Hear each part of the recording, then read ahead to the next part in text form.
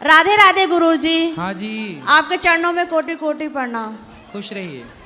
हमारा ये सवाल है कि मेरे पति कहीं दर्शन करने नहीं जाते हैं और हम अकेले जाते हैं अपने माता पिता के साथ। तो हमारे ससुराल वाले कहते हैं तुम्हारा दर्शन पूजा सफल नहीं होगा बिना पति के बिना। श्री कृष्ण मित्रों, कथा पंडाल में एक महिला ने गुरुजी से कहा कि मेरे पति कहीं मंदिर दर्शन के लिए नहीं जाते हैं, हम अकेले जाते हैं अपने माता पिता के साथ। तो हमारे ससुराल वाले कहते हैं कि तुम्हारा पूजा सफल नहीं होगा पति के बिना। तो गुरुजी ने क्या जवाब दिया, ये सुनते हैं। घटा रहा है बेटा, वो क्यों नहीं जाना चाहते? उनको कहते हैं हम मन से ही भक्ति करते हैं, जाकर दिखावा नहीं करना चाहते हैं। अच्छा, हाँ। मतलब मंदिर जो जा रहे हैं वो दिखावा कर रहे हैं। हाँ, तो वो घर में मन से कौन सी भक्ति कर रहे हैं? अब उनकी विचार है। हम कुछ अगर बोलेंगे तो फिर लड़ाई हो जाती है, इसलिए हम चुप रहते हैं अब।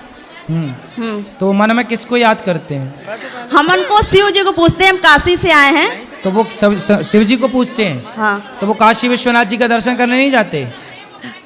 जैसे वो सबको पूछते हैं, मन से ही पूछते हैं, और जाते नहीं, कहते हैं भीड़ भाड़ में हम जाना नहीं चाहते हैं। काशी विश्वनाथ जी कभी कभी जाते कि नहीं वो? हाँ, जाते हैं। तो फिर ठीक तो है। और मेरी माता जी का कुछ सवाल है, वो बहुत दुखी हैं, आपसे सवाल करना चाहती हैं। कराओ।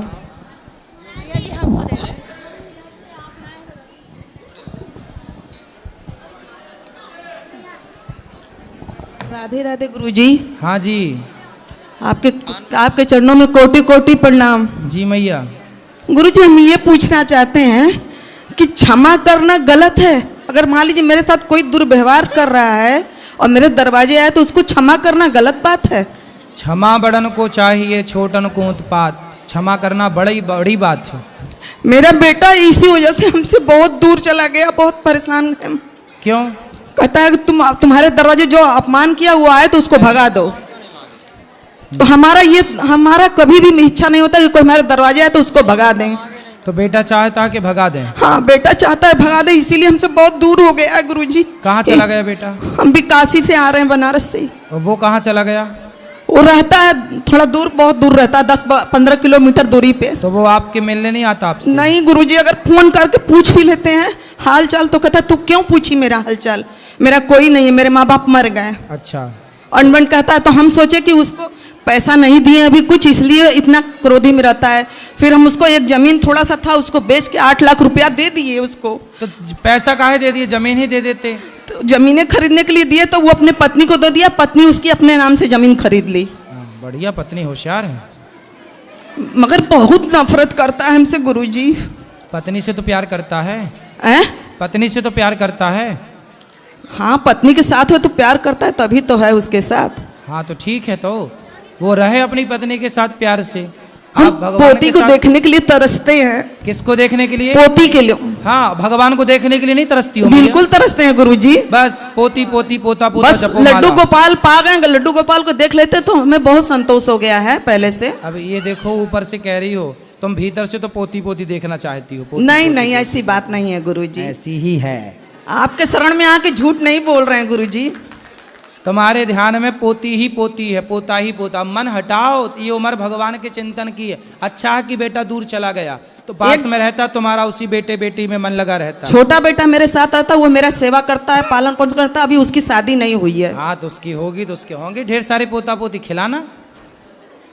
मगर ये बताइए, अपमान किसी का हम कर सकते हैं? करेंगे कितना पाप लगेगा? कर्म जो कर रहा है जैसा उसको फल देखो, मिलेगा। तुम्हारे बेटे को जाना ही था, पत्नी के चक्कर में है वो बेचारा, ठीक भी है ना। वो बहाने ढूंढ रहा था तो बहाना मिल भी गया तुमसे दूर जाने का।